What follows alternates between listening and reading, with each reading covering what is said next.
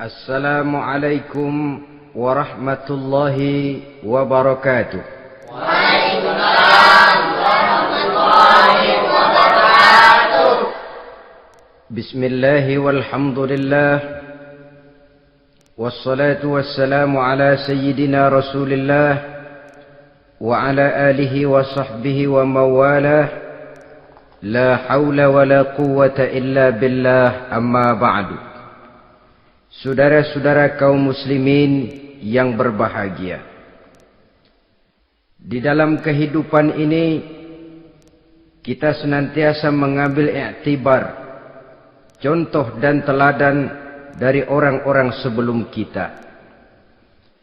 Itu sebabnya kepada baginda Nabi kita Muhammad sallallahu alaihi wasallam Allah Subhanahu wa taala menjelaskan cerita para nabi sebelum beliau dalam ayat "Tsumma naqussu 'alaika min amba'ir rusuli ma nusabbitu bihi fu'adak." Demikianlah kami ceritakan kepadamu wahai Muhammad sebagian dari kisah para rasul-rasul sebelum kamu yang dengan itu akan memperkuat hatimu, meneguhkan keyakinanmu dan memantapkan pendirianmu.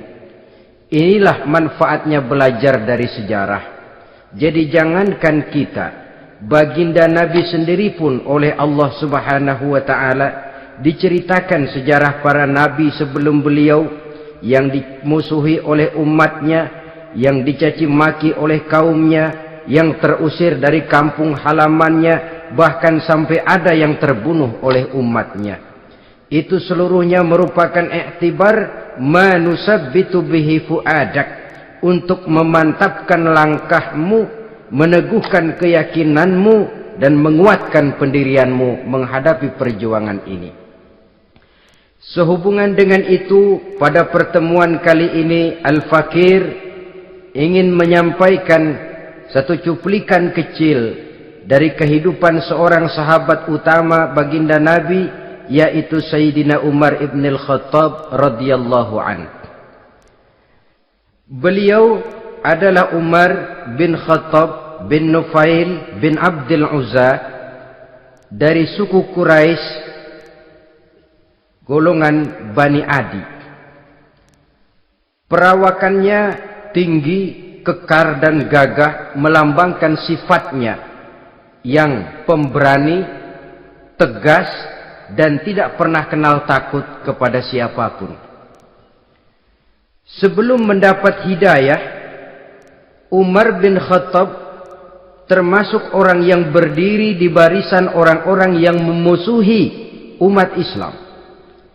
Ia terperangkap dalam tradisi jahiliyah di mana gemar berperang dan bermabuk-mabukan juga merupakan hal-hal yang pernah dilaksanakan dalam kehidupannya sebelum beliau masuk ke dalam agama Islam. Oleh karena itu, dalam kehidupan beragama, hidayah merupakan sesuatu yang penting. Bagaimanapun banyaknya dosa dan kesalahan yang telah dilakukan oleh seseorang, tidak seharusnya menyebabkan ia putus asa dari rahmah Allah. Sebaliknya, bagaimanapun banyak kebajikan dan kebaikan yang sudah dikerjakannya, tidak perlu membuat dia besar hati, puas, bangga, apalagi menjadi lalai karenanya. Sebab kita belum tahu akan bagaimana ujung perjalanan dari kehidupan kita ini. Saudara-saudara, kisahnya pun masuk Islam merupakan peristiwa yang menarik. Pada satu hari, dengan pedang terhunus, Umar bin Khattab menuju Darul Arqam, tempat di mana baginda Nabi biasa berkumpul dengan para sahabat. Melihat mukanya yang beringas, matanya yang nanar, orang sudah menyangka dan mengerti ini tentu akan terjadi pembunuhan. Dalam perjalanan menuju Darul Arqam, Umar bertemu dengan Nuaim bin Abdullah. Nuaim bertanya, "Ya Umar, mau kemana ente?" "Mau membunuh itu, si murtad itu," katanya. "Si murtad yang mana?" Yang mana lagi? Itu yang memecah belah kita, yang menghina berhala-berhala kita, yang menjelek-jelekkan nenek moyang dan keturunan kita. Siapa lagi kalau bukan Muhammad? Kata Nuaim Umar, enggak salah. Tidak salah lagi. Salah Umar. Salah kenapa? Apa kamu enggak malu?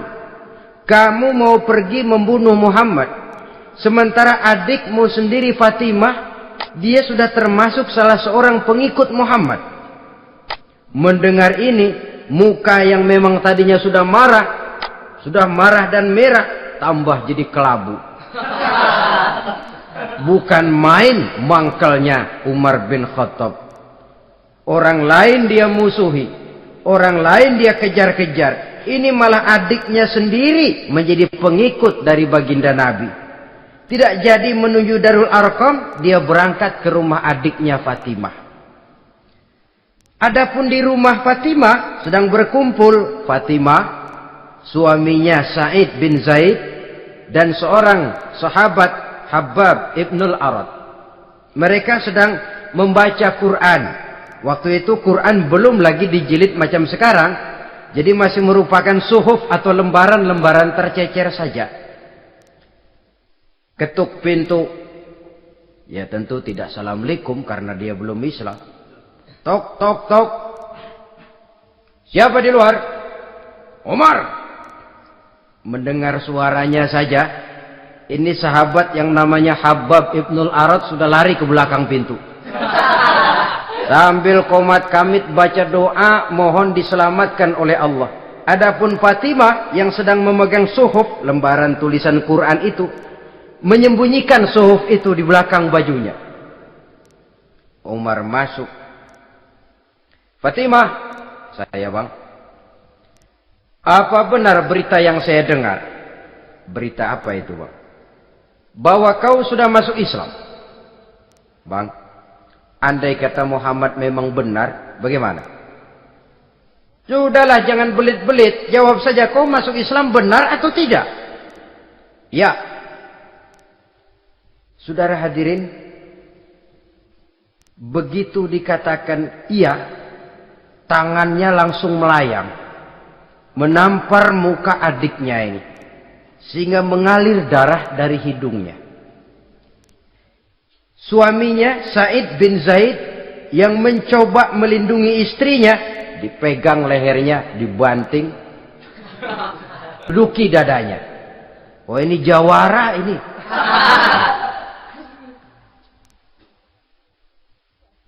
Namun pada saat sedemikian, suara kebenaran terpantul dari mulut Fatimah, adik dari Umar bin Khattab ini. Umar, apakah engkau memukul orang yang bersaksi bahwa tidak ada Tuhan melainkan Allah dan Muhammad Rasulullah? Apakah engkau menganiaya seseorang yang terpanggil untuk mengikuti kebenaran? Manusia macam apa engkau, Umar? Saudara, memang dia orang keras, tapi hatinya mudah menerima kebenaran. Sehingga mendengar kalimat adiknya ini tercenung dia sejenak, melongok, bengong kata anak sekarang. Ini kalau tidak karena keyakinan yang mantap, tidak mungkin orang ini, anak adik saya ini bicara macam begini. Umar, mengapa engkau memukul orang yang bersaksi bahwa tidak ada Tuhan melainkan Allah dan Muhammad Rasulullah? Mengapa engkau pukul orang yang mengikuti kebenaran, menerima hidayah dari Allah? Begitu yakin dan mantapnya, walaupun di tengah satu hal yang sangat menakutkan. Siapa yang tidak takut orang Quraisy berhadapan dengan Umar bin Khattab yang dikenal sebagai singa padang pasir pada waktu itu? Malahan dia termasuk salah seorang jagoan di tradisi masyarakat jahiliyah itu. Ada satu pasar yang namanya pasar Ukaz. Tiap tahun di pasar itu diadakan pesta. Pertama pertandingan syair. Jadi penyair waktu itu jadi kebanggaan. Syair-syair yang menang itu digantung di dinding Ka'bah. Jadi setiap suku akan bangga kalau mempunyai ahli syair yang hebat. Nah, lalu diadakan juga lah perlombaan balap kuda, memanah, termasuk gulat.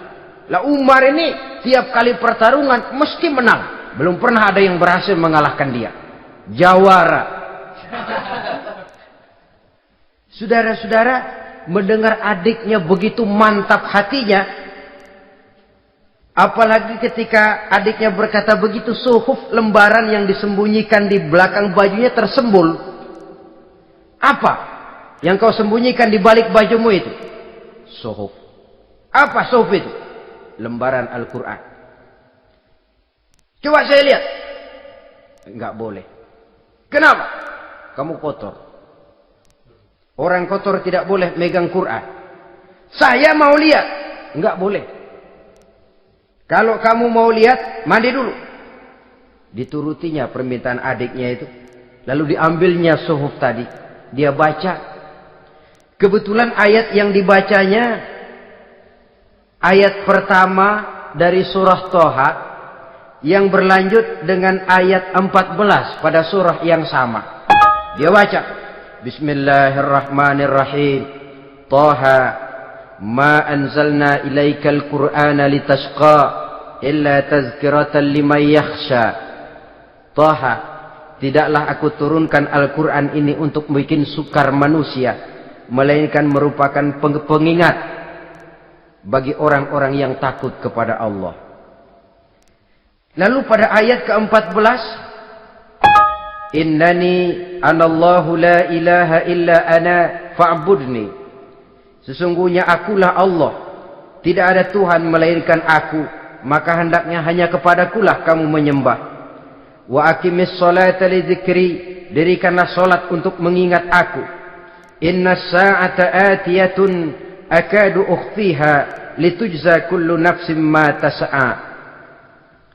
Sesungguhnya kiamat itu pasti akan datang, yang sengaja waktunya kami tidak beritahukan kepada kamu semua, untuk kami balas segala setiap orang tentang apa saja yang telah mereka lakukan dalam kehidupan di dunia ini.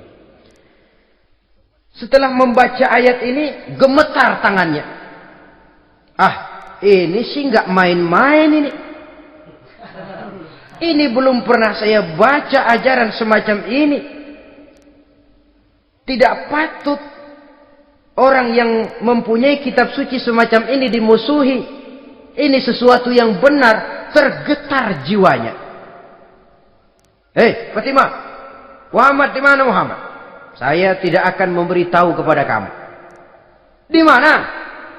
Saya tidak akan memberitahu. Lebih baik kau bunuh saya kalau memang maksudmu mau mencelakakan Muhammad.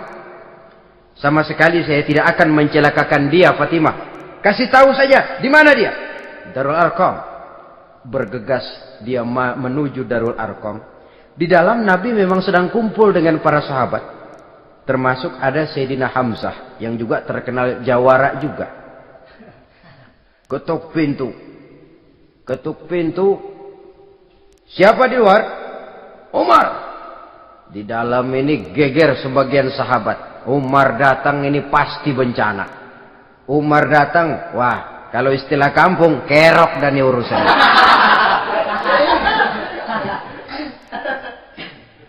Tapi baginda Nabi menenangkan mereka. Tenang, mudah-mudahan ada hikmahnya. Sayyidina Hamzah tampil, bukakan dia pintu. Kalau niatnya baik, kita terima. Kalau niatnya tidak baik, saya paling depan. Dibukakan pintu. Begitu dibukakan pintu, Umar masuk merangkul baginda Nabi. Kemudian dengan tersendat, Ashhadu an la ilaha illallah wa ashhadu annaka ya Muhammad Rasulullah. Saya bersaksi tidak ada Tuhan melainkan Allah, dan saya bersaksi bahwa engkau hai Muhammad adalah utusan Allah.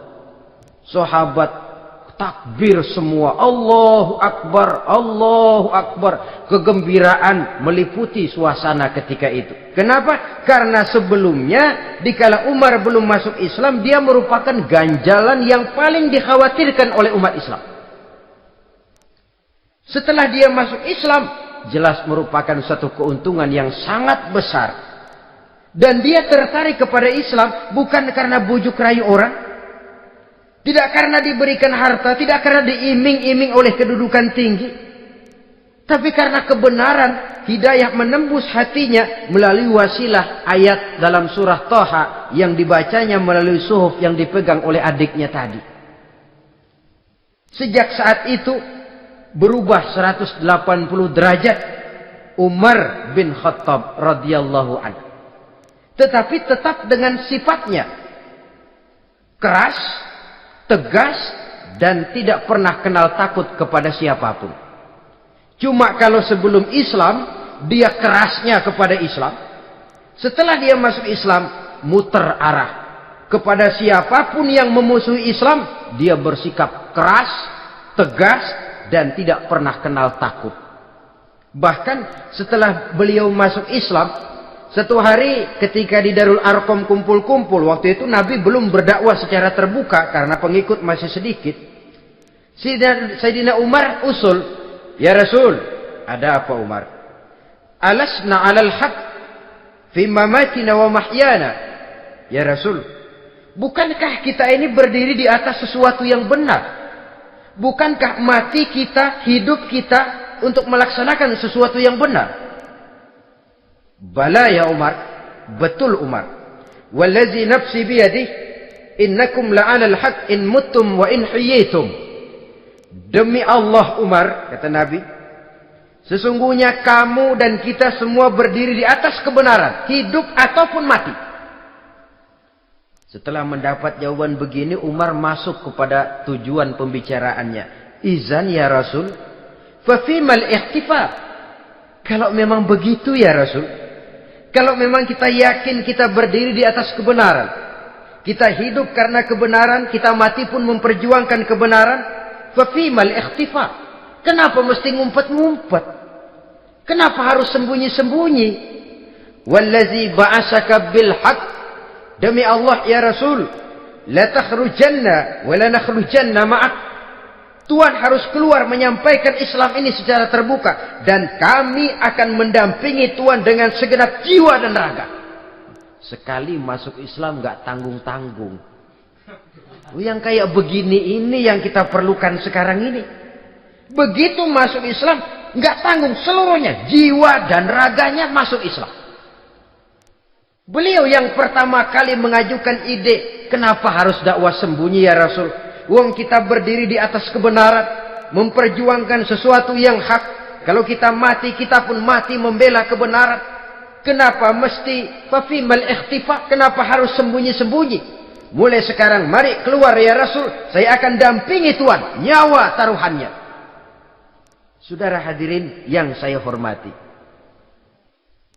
selalu dia tempat-tempat yang pernah dia melaksanakan maksiat sebelum dia Islam, selalu dia kunjungi sampai dia berkata, tidak ada tempat yang pernah saya melakukan kesalahan sebelum saya Islam yang harus saya tutupi dengan kebajikan setelah saya Islam sekarang ini.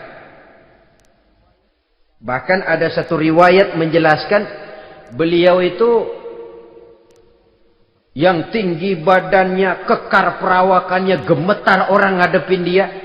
Tapi beliau sendiri sangat mudah gemetar kalau sudah mendengar ayat-ayat Allah.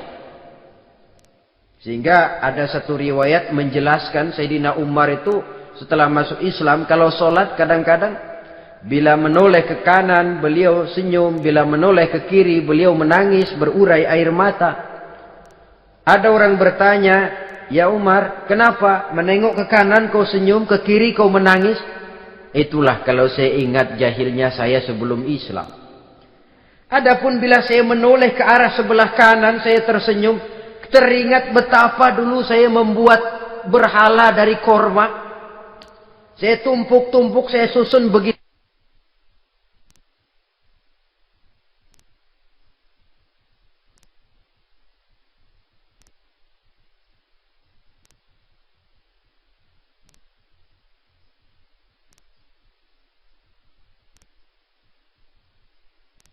Itu rupa. Setelah saya sembah, saya makan itu korma. Gagah betul saya waktu itu, sampai Tuhan pun saya makan. Adapun kalau saya menoleh ke kiri, teringat putri kesayangan saya yang terbawa oleh tradisi jahiliyah, takut menanggung aib, merasa malu mempunyai anak perempuan, sampai dia terkubur hidup-hidup. Berurai air mata saya mengingat semua itu. Padahal Nabi sudah memberikan jaminan. Sebab saudara, jangan lupa, orang kafir masuk Islam, dalam Islam itu dihitung dari bayi lagi. Dari nol, itulah untungnya. Jadi misalnya sudah 60 tahun, dari kecil sampai 60 tahun kafir. Umur 61 masuk Islam. Nah, sejak umur 61 itulah yang dihisab oleh Allah. 60 tahun ke bawah gratis bersih pemutihan. Istimewa betul.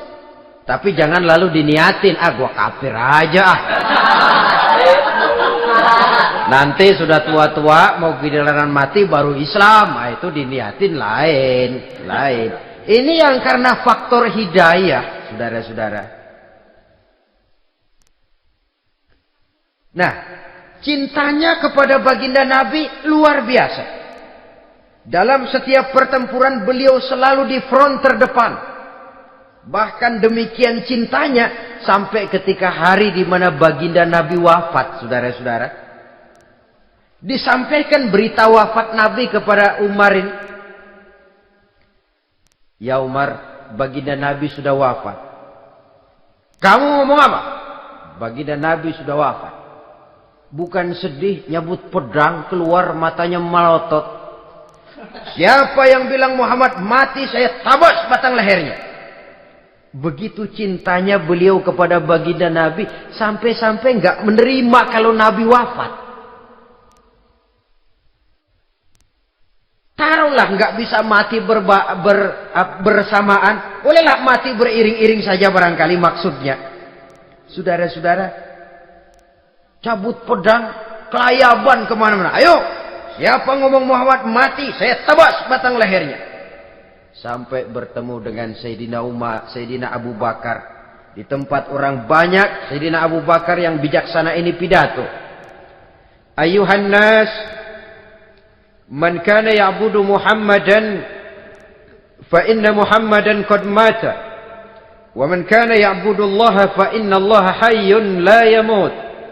Wahai manusia, barang siapa yang menyembah Muhammad, maka Muhammad sudah mati. Tetapi barang siapa yang menyembah Allah, Allah akan hidup selamanya dan tidak akan pernah mati. Mendengar pidato ini, Sayyidina Umar sadar bahwa sebenarnya yang tidak bisa mati itu cuma Allah. Bagaimanapun agungnya baginda Nabi, besarnya baginda Nabi, tinggi akhlak budi pekertinya Nabi, cintanya beliau kepada Nabi, Nabi manusia. Dan manusia harus mati. Kemudian dibacakan surah Ali Imran ayat 144. Wa ma Muhammadun illa rasul qad khalat min qablihi rusul afa immata aw qutilan qalabtum ala aqabikum. Muhammad tidak lain daripada manusia, telah datang kepadanya rasul. Apakah jika ia mati engkau kembali menjadi murtad atau mundur ke belakang?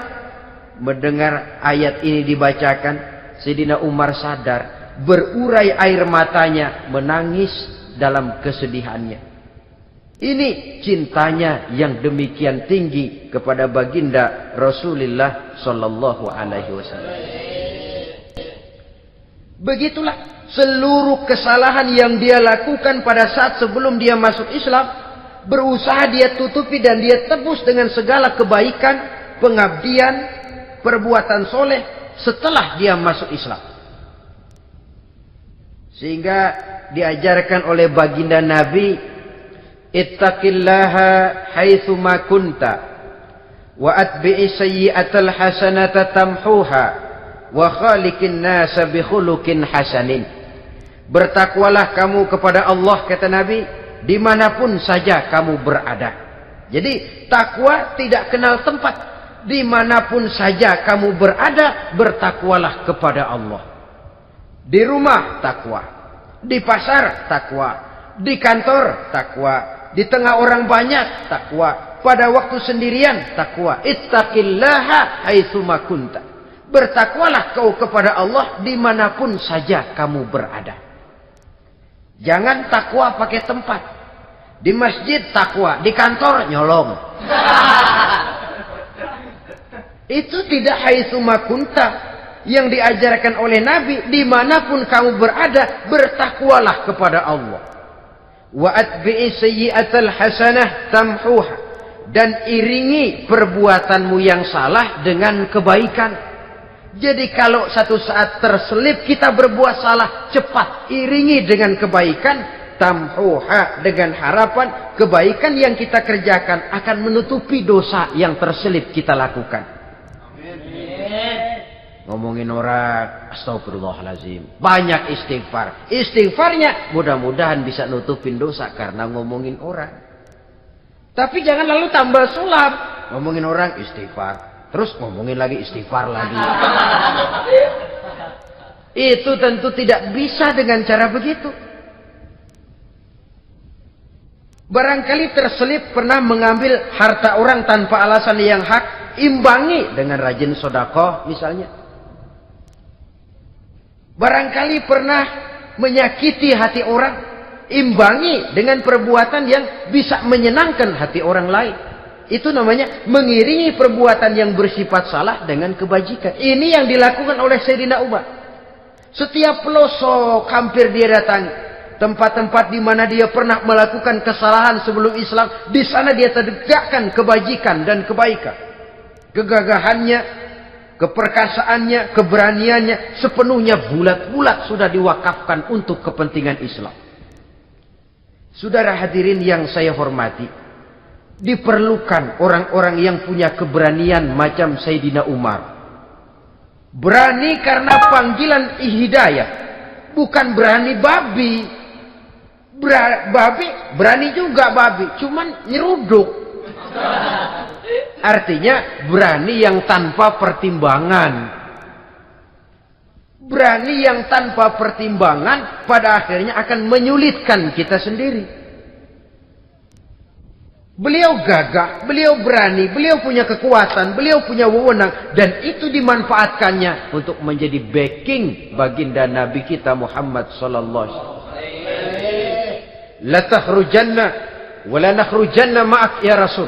Ya Rasul, keluar, sampaikan dakwah secara terbuka. Saya akan mendampingi Tuhan.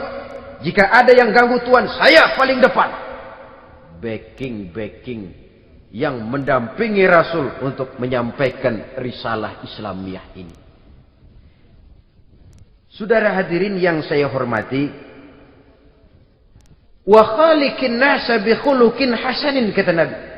Dan pergaulilah manusia dengan akhlak yang baik, karena dengan ini kau bisa mengambil hati orang.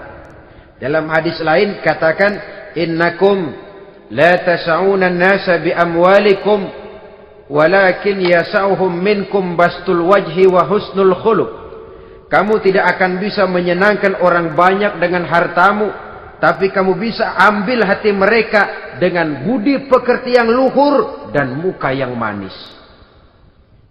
Dengan harta belum tentu kita bisa menyenangkan semua orang. Tapi budi pekerti yang luhur, muka yang manis, itu yang akan bisa membuat kau menyenangkan orang banyak.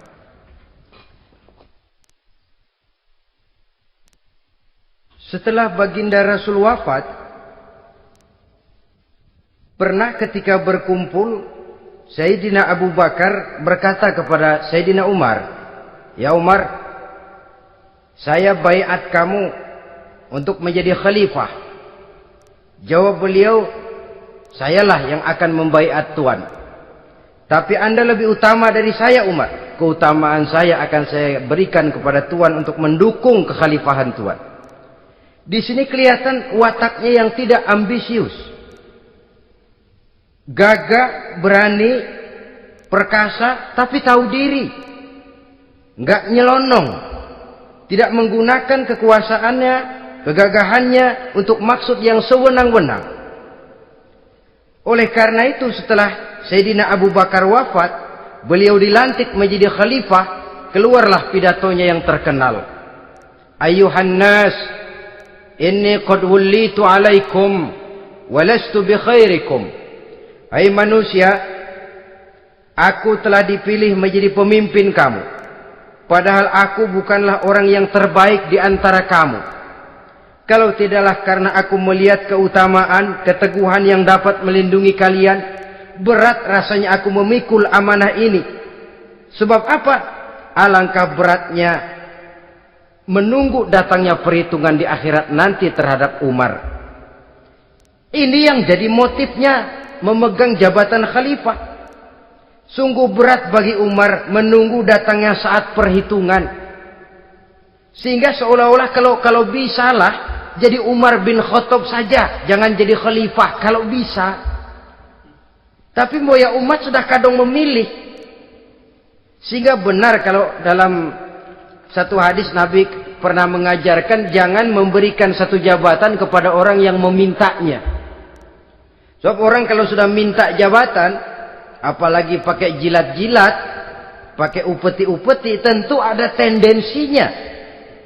Ada batu di balik udang. Kalau udang di balik batu kan mungkin nggak kelihatan, tapi kalau batu di balik udang kelihatan betul itu. Ada maunya, ambisinya. Jangan memberikan satu jabatan kepada orang yang memintanya. Seakan di batinnya Sayyidina Umar menyesali. Kenapa Umar nggak jadi Umar saja, kok mau jadi khalifah gitu. Alangkah berat perhitungan buat saya di akhirat nanti. Nah, setelah jadi khalifah, sebagai satu i'tibar, saya akan mencoba mengemukakan beberapa sifatnya yang menonjol untuk pelajaran buat kita semua. Pertama, sikapnya terhadap keluarganya setelah beliau menjadi khalifah. Kedudukan sebagai keluarga Umar bin Khattab bukan merupakan kedudukan istimewa. Itu ditanamkan betul kepada keluarganya. Jangan karena bapakmu khalifah, lalu mentang-mentang anak khalifah kau merasa dapat fasilitas, merasa bisa berbuat semau-maumu, kau harus punya tanggung jawab dan beban moral, memberikan contoh yang lebih baik kepada rakyat. Ini yang ditekankan kepada keluarganya. Kalau beliau mau mengeluarkan undang-undang, undang-undang itu lebih dahulu dibicarakan di tengah keluarganya, kumpul anak-anaknya, ini akan ada undang-undang begini. Siapa di antara kalian mau mentaati, persilakan, yang tidak pun persilakan. Tapi saya ingatkan, kalau ada dari keluarga Umar yang melanggar peraturan yang saya keluarkan ini, saya akan menghukumnya 2 kali lipat karena dia keluarga saya. Menghukumnya 2 kali lipat karena dia keluarga saya. Jadi bukan mentang-mentang anak babe lalu kebal hukum. Tidak. Siapa yang di antara kalian melanggar peraturan ini, akan aku kenakan hukuman 2 kali lipat karena dia keluargaku. Nah, saudara hadirin yang saya hormati, lalu berwibawa, dijaga betul keluarganya. Suatu hari beliau datang ke rumah putranya Abdullah bin Umar. Ketika masuk dilihatnya Abdullah bin Umar sedang makan daging. Makan daging. Merah muka Umar. Mentang-mentang anak khalifah ya. Mentang-mentang anak Amirul Mukminin ya, kamu makan daging. Lihat tuh rakyat kita masih banyak yang kelaparan, makan daging, makan roti keras. Padahal itu halal. Sesuatu yang diperoleh dengan usahanya sendiri. Tetapi begitu hati-hatinya Umar untuk menjaga pandangan orang. Keluarga khalifah merupakan beban moral sebab akan dijadikan contoh oleh rakyatnya. Mentang-mentang anak khalifah ya makan daging. Lihat tuh rakyat, roti keras digarotin. Lain saat beliau pergi ke satu pasar. Di situ dilihat ada sapi gemuk-gemuk. Tempat lain sapinya kurus-kurus. Tanya, ini yang gemuk-gemuk sapi siapa? Sapi Abdullah bin Umar. Sapi anaknya. Panggil Abdullah bin Umar, suruh sini. Datang anaknya itu. Abdullah bin Umar, bagaimana ceritanya sampai ini? Begini, Bapak. Dahulu itu dengan uang saya beli sapi kurus-kurus. Lalu saya rawat. Saya berikan upah orang untuk merawat sapi-sapi itu. Sampai sekarang dia menjadi gemuk. Akan saya jual dan keuntungannya tentu sesuatu yang halal. Subhanallah, kata Umar. Kau ini anak Amirul Mukminin. Jual sapimu. Ambil modalnya, untungnya, masukkan baitul mal untuk urus kepentingan orang Islam. Dia nggak mau anaknya terlibat bisnis, ndompleng kekuasaan ayahnya. Karena mentang-mentang anak khalifah lalu segala macam bisnis lancar. Orang takut karena apa? Anak babe. Ada lagi. Pada waktu pembagian harta ghanimah, putri beliau yang namanya Hafsah, ini adalah istri baginda Nabi, meminta bagian. Kaum kerabat ayah, ini kerabat khalifah, kitalah dulu kerabat. Kalau kau kerabatku, maka jatahmu nanti dari ayahmu. Harta ini masih lebih banyak dibutuhkan oleh orang-orang Islam. Nanti belakangan, kalau ada sisanya. Belakangan kalau ada sisanya. La haula wala quwata illa billah.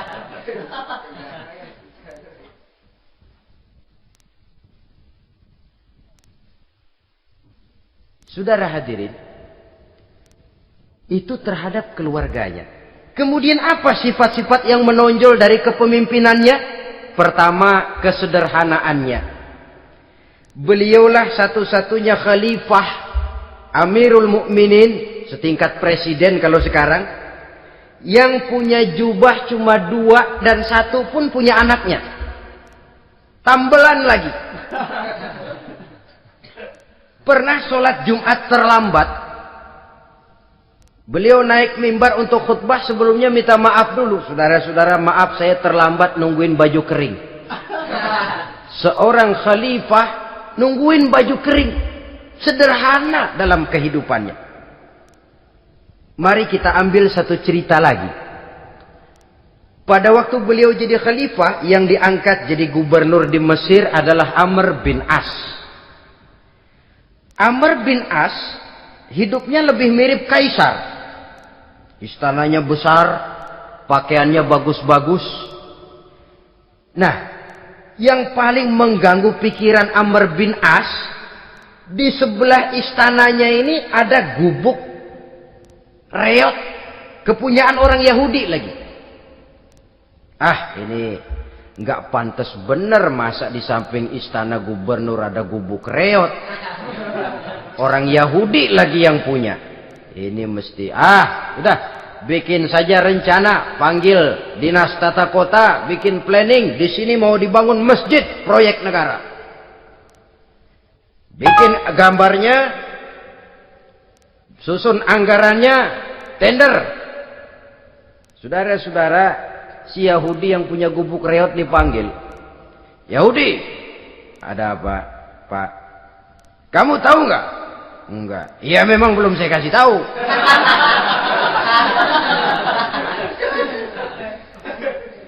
Ada apa, Pak?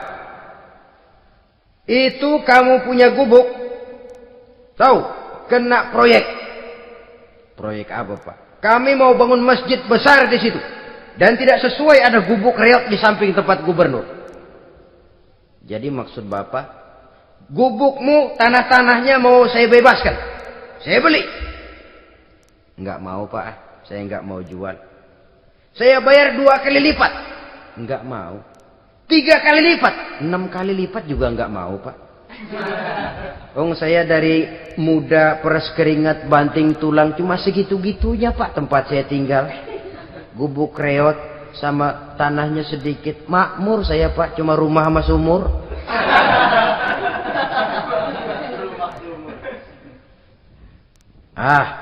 Ini Yahudi kelewatan juga.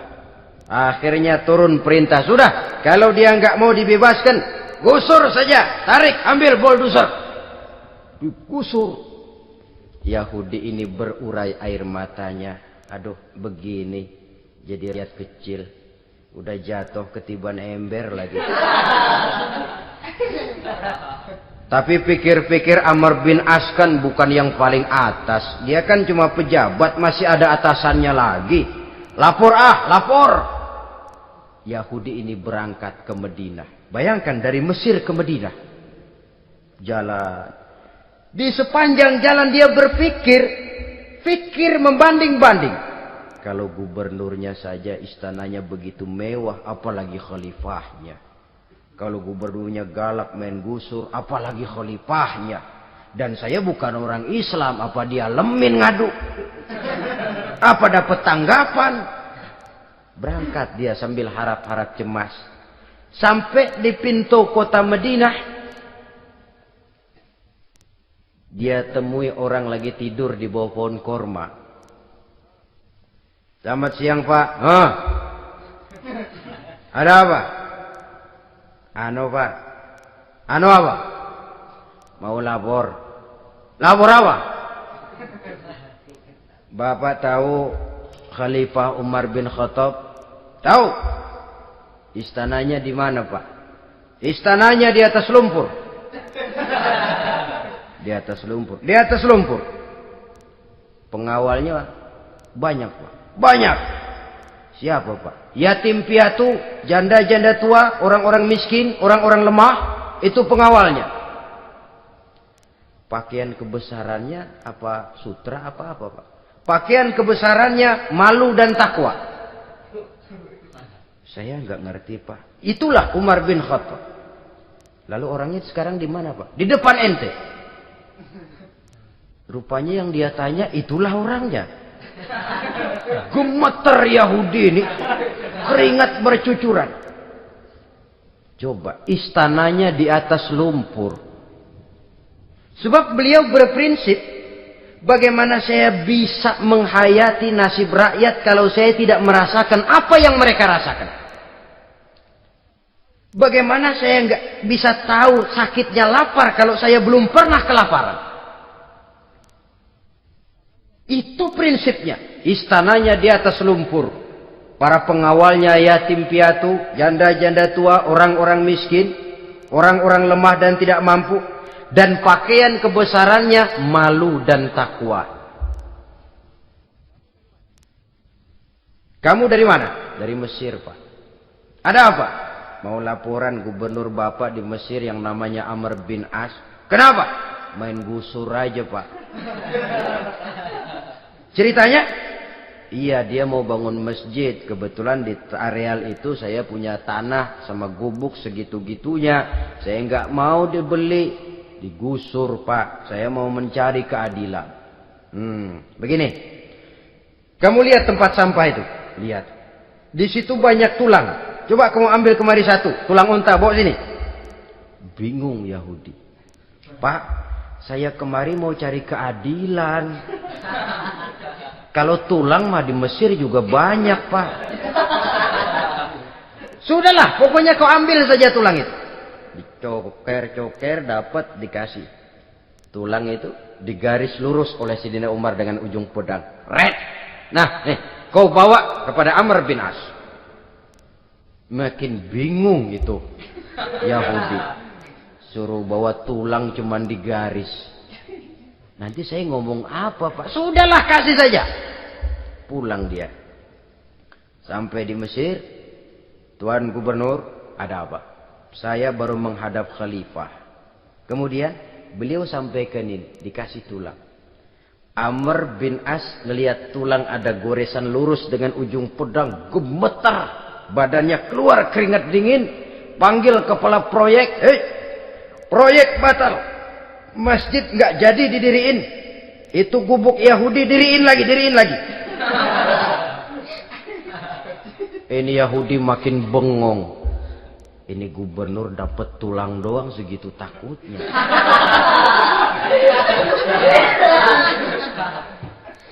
Ada apa sebenarnya, Tuan Gubernur? Kamu tahu? Ini nasihat pahit buat saya dari Amirul Mukminin Umar bin Khattab. Seolah-olah beliau bilang, "Hai Amr bin As, jangan mentang-mentang sedang berkuasa ya. Pada satu saat kau akan jadi tulang-tulang kayak begini. Maka mumpung kamu masih hidup dan berkuasa, berlaku lurus dan adillah kamu seperti lurusnya garis di atas tulang ini. Red. Lurus, adil, jangan bengkok. Sebab kalau kamu bengkok, nanti aku yang luruskan pakai pedangku. Siapa yang nggak ngeper digituin? Sampai akhirnya apa? Kata si Yahudi, Pak, kalau begitu Islam adil ya. Adil. Kalau gitu biarin dah Pak, tanah saya. Mau kamu jual? Bukan saya jual Pak, saya kasih aja dah. Campur gubuk-gubuknya, ambil aja dah.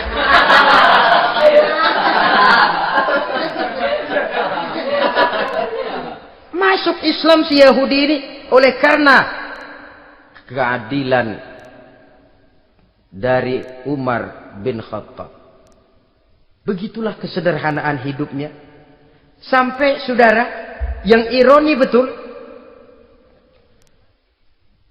pernah Utsman bin Affan, Ali bin Abi Thalib, Thalhah dan Zubair kumpul mendengar berita bahwa Sayyidina Umar ini punya hutang. Bayangkan, seorang khalifah untuk melangsungkan hidupnya sampai punya hutang. Padahal Baitul Mal di bawah kekuasaannya. Berunding Utsman, Ali, Thalhah, Zubair. Kalau kita langsung ngomong sama Umar nggak enak dong, dia nggak bakalan terima. Lewat putrinya aja, Hafsah deh. Baik. Hafsah ngomong sama Umar, Abah, kenapa? Bagaimana kalau honor Abah ditambah, ditingkatkan supaya hutang bisa ketutup? Hafsah, saya Abah. Siapa yang nyuruh kamu ngomong begitu? Enggak ada. Ada. Saya tahu ada ini. Kalau enggak ada, kamu enggak mungkin ngomong begitu. Tapi orangnya kalau saya tuntut, mereka mungkin enggak mau. Sekarang saya mau tanya Hafsah, kau kan istri Rasul, betul? Nah, saya mau tanya, suamimu makanannya apa? Daging? Bukan. Roti. Tempat tidurnya kasur empuk? Bukan. Kain kasar yang kalau musim panas kami bentangkan, kalau musim dingin separuh buat tidur, separuh buat selimut. Pakaian yang dibelikan untukmu berapa banyaknya? Cuma 2. Nah, itu guru saya. Orang yang paling saya cintai. Dan itu yang saya ikuti. Bahkan setelah beliau wafat, Sayyidina Umar ini, hutangnya ditanggungkan kepada anaknya Abdullah bin Umar. Dan itu pun dilunasi dengan menjual rumahnya. Sehingga rumahnya itu disebut Darul Qadha, rumah bayar hutang. Begitu kesederhanaannya. Jadi nggak pakai aji mumpung jadi khalifah lalu kayak ikan gurita, tangan yang mana aja megang. Itu kan mental monyet. Monyet itu kan begitu.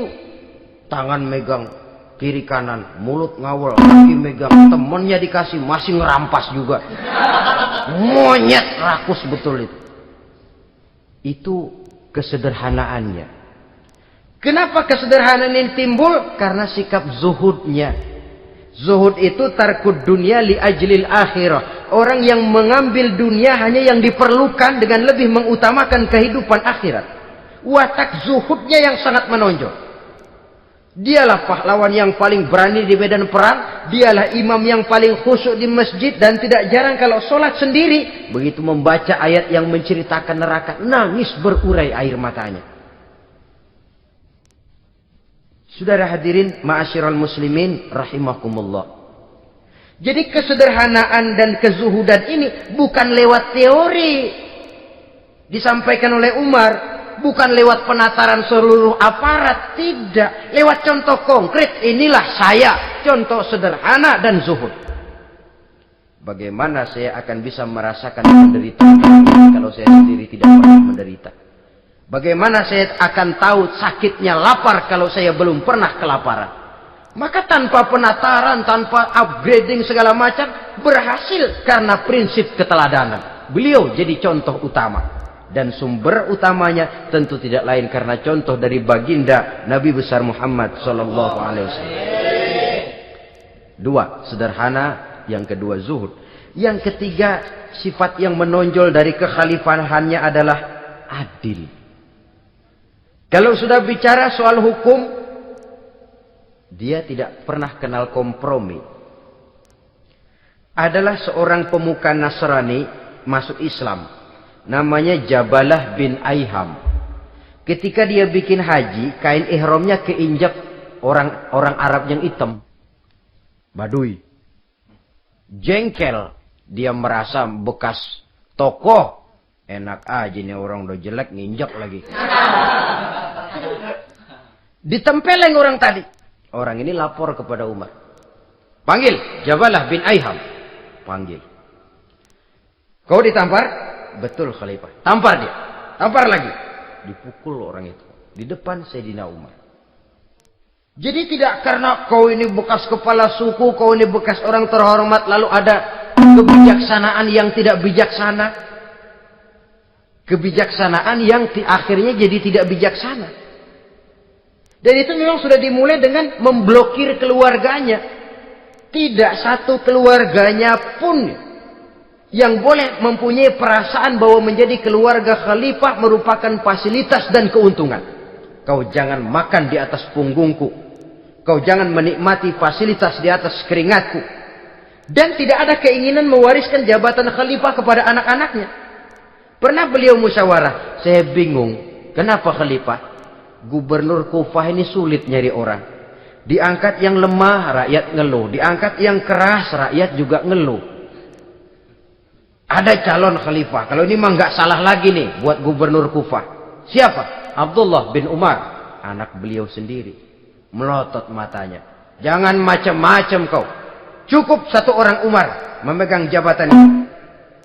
Kalau berhasil, kami keluarga Umar sudah merasakannya. Kalau gagal, cukup kegagalan seorang Umar. Tidak berusaha mengorbitkan anaknya. Wah, anak babeh diangkat jadi jadi ano. Tidak, malah diblokir. Cari yang lain. Tapi Abdullah bin Umar cukup syarat ya khalifah. Dia orang bertakwa dan soleh. Yang takwa dan soleh bukan cuma anak Umar. Anak orang lain juga banyak yang takwa dan soleh. Itu prinsipnya. Sehingga ketegasannya ini membuat orang jadi sungkan. Dan tidak seorang pun berani kirim-kirim upeti hadiah. Pernah itu ada pejabat dari Azerbaijan kirim makanan. Kue, mending apa? Kue. Gitu dicicipi enak. Enak juga ya kue ini. Enak khalifah. Ini di sana apa makan rakyat biasa? Bukan. Ini makanan orang-orang VIP. Nah, dibungkus lagi itu kue. Dibungkus. Ontamu mana? Di luar. Ambil, bawa pulang, serahkan lagi kepada gubernur di sana, kasih tahu salam dari Umar bin Khattab. Kenyangkan dulu rakyat dengan makanan seperti ini. Kita belakangan. Jadi kalau rakyat lapar, saya orang pertama yang akan merasakan kelaparan. Tapi kalau rakyat makmur, biarlah saya menjadi orang terakhir yang kenyang. Kan bagus prinsip itu. Jikalau rakyat kelaparan, saya akan jadi orang pertama yang merasakan lapar. Tapi kalau rakyat makmur, biar saya jadi orang terakhir yang kenyang. Jangan dibalik. Pada saat rakyat kelaparan, dia kekenyangan.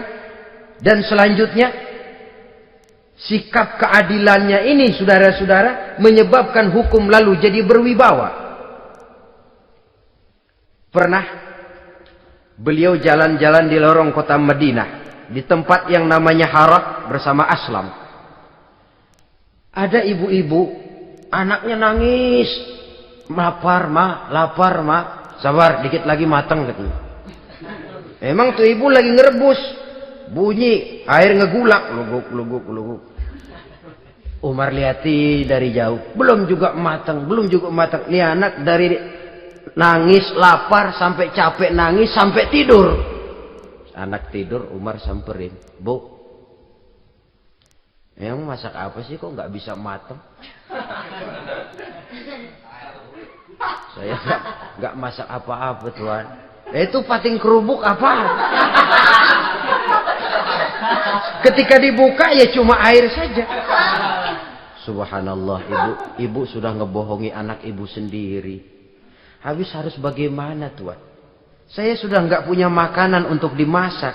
Sementara perut nggak kenal kompromi. Jalan satu-satunya, ya terpaksa anak saya bohongi. Saya bilang sebentar lagi matang sampai dia tidur sekarang ini. Memangnya Khalifah Umar gimana sih ngurusi rakyatnya? Subhanallah, dia orang zalim. Dia yang memegang urusan kami, tapi dia nggak tahu nasib saya. Anak kelaparan, keluarga terlantar. Oh begitu. Iya. Zalim betul Umar bin Khattab itu. Kalau begitu ibu tunggu sebentar. Dia pulang bersama Aslam menuju Baitul Mal. Dia ambil tepung 1 karung, dipikul sendiri. Dipikul sendiri, kata Aslam, ya Khalifah biar saya yang bawa. Jangan. Kenapa Khalifah? Apa kau kira kau sanggup mikul dosa saya di akhirat nanti? Biar saya yang mikul sendiri. Dia bawa ke tempat tuh ibu-ibu. Dia masakin sendiri. Nah bu, sudah matang, persilakan masak. Makan.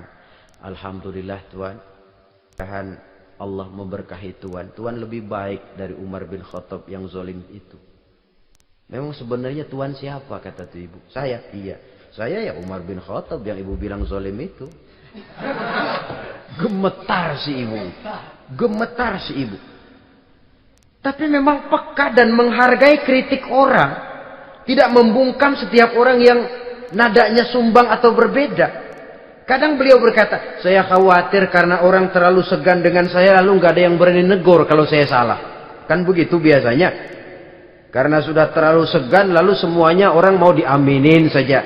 Asal dibilang nggak benar marah, jengkel. Lalu disingkirin, maunya diiyain, inggih kula nuwun. Oke bos.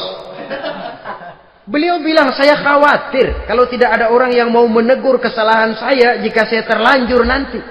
Tahu-tahu muncul orang. Demi Allah, saya akan menegur Tuhan dengan pedang saya ini. Cerah mukanya, senyum bibirnya. Alhamdulillah, anak muda, saya memerlukan orang macam kau. Yang berani berkata iya terhadap yang benar dan tidak terhadap yang tidak benar, apa dan bagaimanapun resikonya. Di sini kelihatan sikap beliau menghadapi orang yang berbeda pendapat.